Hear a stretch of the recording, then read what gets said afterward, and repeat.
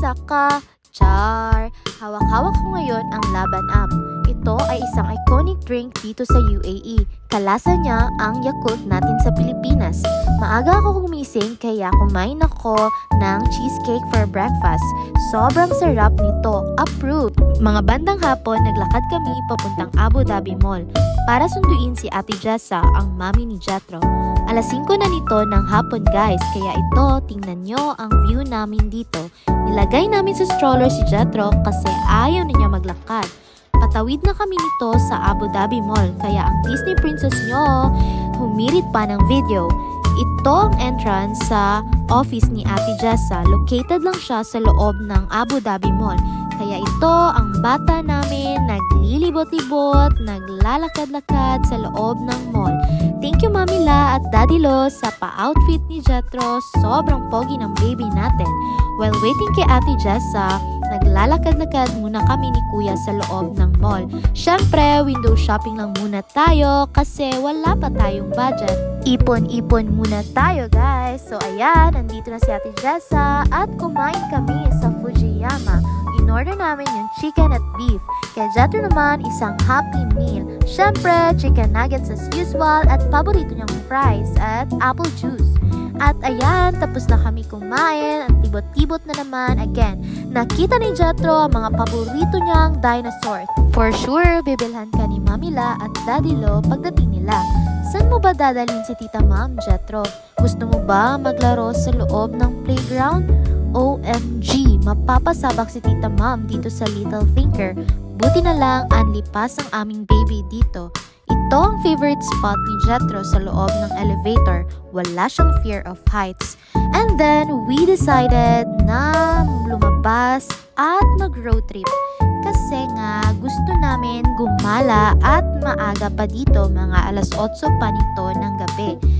Buti na lang ay go na go ang ating Ate Jessa at Kuya sa mga gala journeys ni Tita Ma'am dito sa UAE. Thank you guys for supporting me and for letting me roam around the city. While waiting, ayan, naglakad kami papunta sa amin. Thank you para kay Ate Cly for letting us borrow her car para maka-road trip kami.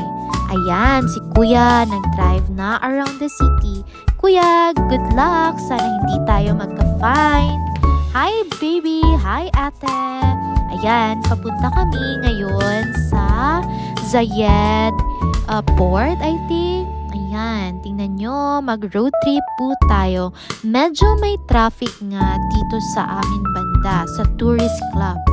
Ayan, nakarating na kami sa Zayed Port. Sobrang saya ng Jetro. Pagdating namin sa Zayed Port, walang barko. Pero okay lang. Chance namin to na liputin ang lugar.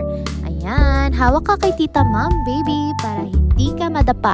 Ito yung view namin dito. Wala masyadong tao kasi nga medyo mainit pa sa labas. Pero pag winter, marami daw tao dito. May free playground pala na nakita si Jetro, kaya ayan, nagpa-slide ang aming dudong. Sobrang happy ng bata namin dito sa free playground na ito. Syempre, di pa huhuli si Tita Ma'am. Ayan, pa-slide-slide lang tayo. Syempre, ako ang nagbabantay sa palangga namin. Hi, Mami La at Daddy Lo. Napagod na kami maglaro, kaya we decided to go to Marina Bay Mall. Ito yung view papunta doon. Dumaan muna kami at nag-stop over dito para videohan ko itong mga yate dito. Gusto ko sana pumasok sa loob pero gabi na. I'm not sure if pwede, pero sabi ni Ate Jessa pwede daw pag umaga. Kaya sa susunod, magpipicture talaga ako sa loob ng mga yate.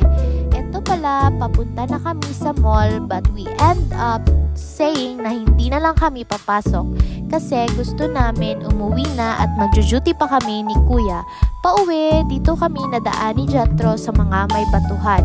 Ayan, humawak ka lang kay Tita Ma'am Jetro para hindi ka madapa. Hi baby! Hi everyone! Ito ang view namin pauwi. Sobrang ganda talaga ng mga buildings dito. Tingnan mo rin, sobrang linis. Walang mga kalat. Thank you Lord dahil nakarating kami dito ni Kuya, Ate Jessa at ako at Jetro sa UAE. Bago kami umuwi, dumaan kami sa grocery para bumili ng fruit at fresh na orange juice.